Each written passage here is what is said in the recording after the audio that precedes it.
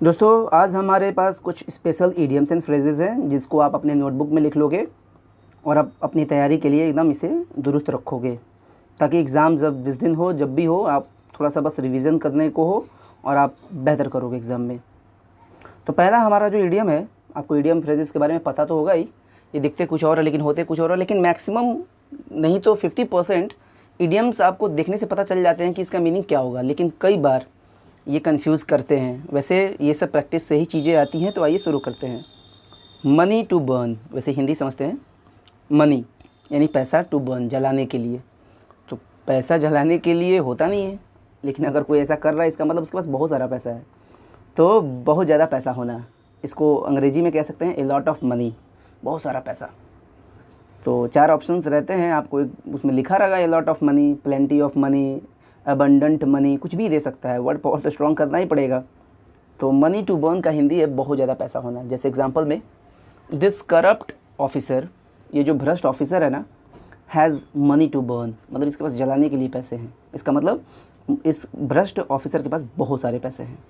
अगला क्वेश्चन है cakes and एडल। केक्स एंड एडल का मतलब क्या है दोस्तों? तो जीवन का आनंद, इंजॉयमेंट्स।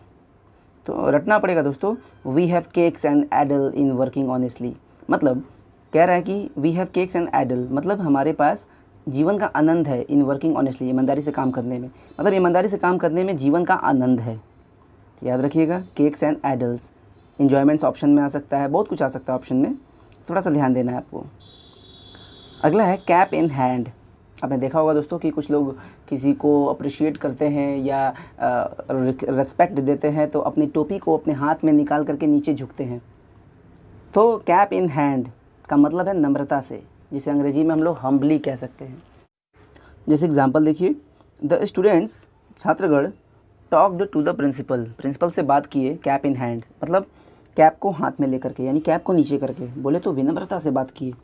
ये इडियम है दोस्तों, ऐसा नहीं है कि वो हाथ में नीचे लेकर के ही बात करना है।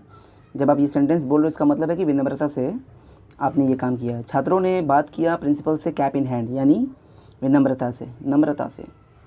अगला है no room to swing a cat, माने नो रूम, रूम का हिंदी होता है कमरा, लेकिन दोस्तों जान लो रूम का हिंदी जगह भी होता है, स्पेस। यस, तो no room to swing a cat मतलब कोई भी थोड़ा भी जगह न होना टू स्विंग अ कैट, बिल्ली के झूलने के लिए। स्विंग का हिंदी होता है झूलना, तो बिल्ली मतलब एक झूल सके, थोड़ा सा झूला झूल सके, थोड़ा भी उसके लिए थोड़ा भी जगह ना होना।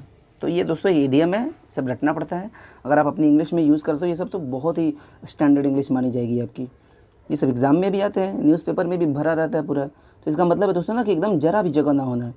मतलब एक कमरा है जिसमें इतना कुछ भरा पड़ा है कि एक बिल्ली जाकर उसमें थोड़ा सा झूला नहीं झूल सकती, मतलब थोड़ा सा इंजॉय नहीं कर सकती। तो इसका मतलब है लिमिटेड प्लेस, बहुत ही मतलब लिमिटेड, सीमित जगह होना, बहुत कम जगह होना। जैसे there was no room to swing a cat, मतलब थोड़ा सा भी जगह नहीं था, एकदम ज़रा भी जगह नहीं था। इन द क्राउडेड बस, उस भीड़ वाली बस में। बहुत ही सिंपल है। तो दोस्तों ऑप्शन में रहेगा सब लिमिटेड प्लेस वगैरह, तो आंसर आपको पता हो तो आप लगाओगे। By a long chalk, chalk वही होता है खड़िया जिससे हम लोग लिखते हैं। तो बाई ए लॉन्ग चॉक का हिंदी क्या है? तो भाई बहुत ज़्यादा अंतर से, इसका हिंदी है by a wide margin, margin का हिंदी होता है अंतर। तो by a wide margin, wide मैंने चौड़ा, विस्तृत।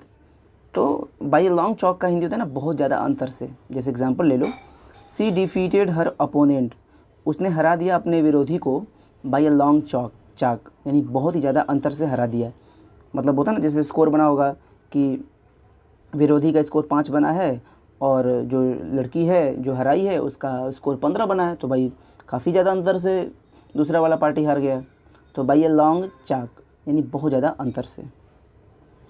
कैच अ चिल, बहुत ही सिंपल है, सर्दी हो जाना, सर्दी जुकाम हो जाना।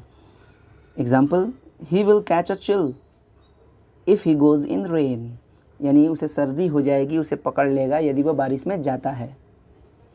अगला है ऑन द नेल्स, से नेल्स का हिंदी होता है नाखून। तो ऑन द नेल्स का मतलब है शीघ्र, तुरंत, रटना पड़ेगा दोस्तों। एट वंस, जिसे इंग्लिश में कहते हैं इमीडिएटली भी, एट वंस भी। जैसे एग्जांपल है कि ही solved the questions on the nails, उसने प्रश्नों को सॉल्व कर दिया ऑन द नेल्स, यानी तुरंत सॉल्व कर दिया। जैसे आप क्या और भी यूज़ कर सकते हो कि I can do this work on the nails, मतलब मैं तुरंत इस काम को कर सकता हूँ। ऐसे और भी बहुत सारे इडियम्स हैं, लेकिन अभी आप ऑन द नेल्स याद रखो। नोट्स ज़रूर बनाना दोस्तों। Thick as two planks, plank का मतलब होता है लकड़ी का तख्ता, पतले पतले लकड़ी होते हैं। थिक मने मोटा, थिक एज टू प्लैंक्स, तो दोस्तों रटना पड़ेगा आपको। थिक एज टू प्लैंक्स का मतलब होता है एकदम मूर्ख, एकदम मूर्ख, वेरी स्टूपिड, किसी को भी कह सकते हो। जैसे Raju is thick as two planks, इसका मतलब है एकदम मूर्ख। ये दोस्तों अगर आप बोलते हो ना सामान्य व्यक्ति से तो वो समझ नहीं पाएगा, स्टैंडर्ड इंग्लिश जानने वाला ही से समझेगा, और एग्ज़ाम में ये सब आता है। तो your friend is thick as two planks, तुम्हारा दोस्त जो है ना वो मूर्ख है, एकदम मूर्ख है, वेरी स्टूपिड है। तो थिक एज टू प्लैंक्स का मतलब होता है मूर्ख। एट अ स्ट्रेच, इसका हिंदी क्या होता है? लगातार, जिसे हम कह सकते हैं continuously. Example, Ram and Shyam played, Ram और श्याम ने खेला, प्लेड एट अ स्ट्रेच, मतलब लगातार खेला। दोस्तों रटना पड़ेगा आपको, तो प्रैक्टिस से सारी चीज़ें आती हैं। नोट्स बना के रखना, रिवाइज करते रहना, हो जाएगा। कुछ पाने के लिए कुछ खोना पड़ता है, मेहनत करना पड़ता है। तो Ram and Shyam played at a stretch, Ram और श्याम लगातार खेले। अगला है रन ऑफ द मिल, बहुत ही स्पेशल है। रन ऑफ द मिल का मतलब होता है ऑर्डिनरी, यानी साधारण, सिंपल। जैसे ही लिव्स, वह रहता है, इन a run of the mill house, मतलब एक बहुत ही साधारण घर में वह रहता है। ही लिव्स कहाँ रहता है भाई? तो इन a run of the mill house, मतलब एकदम सामान्य सिंपल से घर में वो रहता है। रन ऑफ द मिल का मतलब है साधारण और ऑर्डिनरी। तो दोस्तों नोट्स बना लेना, इसको, इन सब सारे इडियम्स को लिख लेना, फिर से मैं आगे दूंगा, इसका PDF भी दूंगा। Thank you.